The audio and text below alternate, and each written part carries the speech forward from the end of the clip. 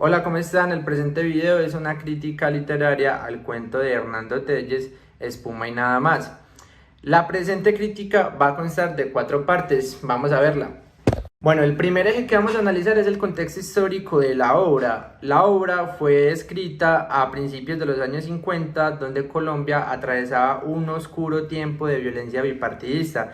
Esto quiere decir que hubo enfrentamientos bastante intensificados antes del Frente Nacional por Gustavo Rojas Pinilla entre dos partidos muy cruciales en la historia de Colombia, que ha sido el Partido Conservador y el Partido Liberal. El segundo eje que vamos a analizar es la valía del caballero y el respeto por su profesión, o también, más simplificado, un juego de poder emocional que se ejerce entre el cazador y la presa, representado en este caso por el capitán Torres y el barbero, que era un revolucionario clandestino. El tercer y último eje sobre el cual va a girar esta crítica va a ser lo que se conoce de forma anglosajona como un plot twist o giro inesperado de la trama, con la revelación que se hace al final del cuento. Entonces, síganme para que analicemos estos 3 aspectos rápidamente. Volviendo a lo que les había dicho en el primer eje sobre la violencia bipartidista que se vivió en Colombia en los años 50, podemos ver que esto influencia en gran medida la escritura del cuento, ya que vemos estas dos problemáticas, ¿cierto? Representadas en el capitán Torres y en el barbero. Capitán Torres, que el lector lo puede interpretar como la fuerza antichusma, que en la época le podíamos decir a los conservadores que salían a cazar a los liberales, y al barbero como un liberal clandestino que ocupaba su labor como barbero en un pueblo que estaba, digamos, en una ocupación militar fuerte por parte de los conservadores.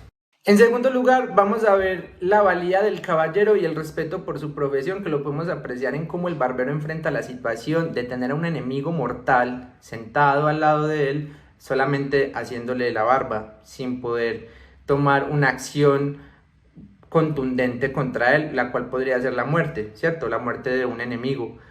Entonces aquí podemos ver la valía de la palabra del barbero, en que él dice que él solamente es un barbero y no es un asesino. Entonces él no va a manchar su profesión y no va a manchar su quehacer por solamente tener a su enemigo en bandeja de plata. Esto lo podemos interpretar como también la valía propia del caballero y el respeto por la profesión. También hay algo que se asemeja a una escena de Bastardos sin Gloria, cuando el coronel nazi llega a la finca donde un francés esconde judíos, y se ve un juego emocional también donde se asemeja a un tira y afloja entre el capitán nazi y el campesino francés. Esto lo podemos ver como con cierta semejanza en el enfrentamiento emocional que lleva el barbero por dentro, entre matarlo y seguirle prestando el servicio, y también al contemplar la serenidad con la que el capitán Torres se deja en la silla, cierra los ojos y entrega su cuerpo y su cara al barbero.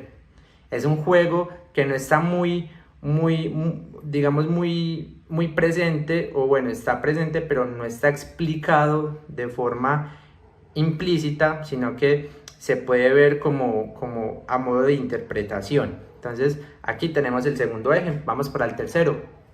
Y finalmente, en tercer lugar, tenemos lo que conocemos como plot twist o giro inesperado de la trama, con la revelación que se hace al final del cuento.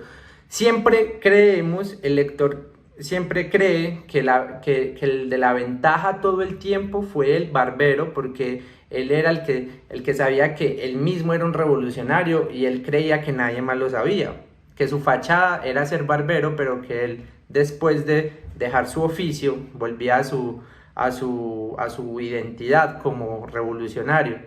Esto se nos cambia del todo al final, cuando el capitán Torres le dice al barbero que él se fue a hacer la barba porque sabía que él era un revolucionario y solamente quería comprobar si tenía la valentía de matarlo. Entonces pudimos ver realmente que en todo este tiempo, donde se nos hizo creer que el control de todo, el control del escenario y de lo que estaba pasando lo tenía el barbero, realmente no lo tenía el barbero, sino el capitán Torres, porque él ya sabía todo lo que iba a pasar, o bueno, no sabía lo que iba a pasar, pero sí sabía a dónde iba y con quién iba a hacerse la barba. Entonces esta revelación al final del cuento le da un giro total a todo lo que ya veníamos concibiendo desde el principio, que era una situación serena donde solamente se encontraba un conflicto interno y emocional del barbero por tener a su enemigo enfrente, pero ya después sabemos que todo el tiempo el capitán Torres sabía quién era el barbero, dándole una otra trama, un giro inesperado a toda la historia, y por eso lo hace un cuento, aunque sea corto, muy espeso y muy interesante al lector, que lo atrapa desde el principio hasta que lo suelta. Entonces, sin nada más que agregar, espero que les haya gustado esta breve crítica y nos vemos en otra ocasión. Adiós.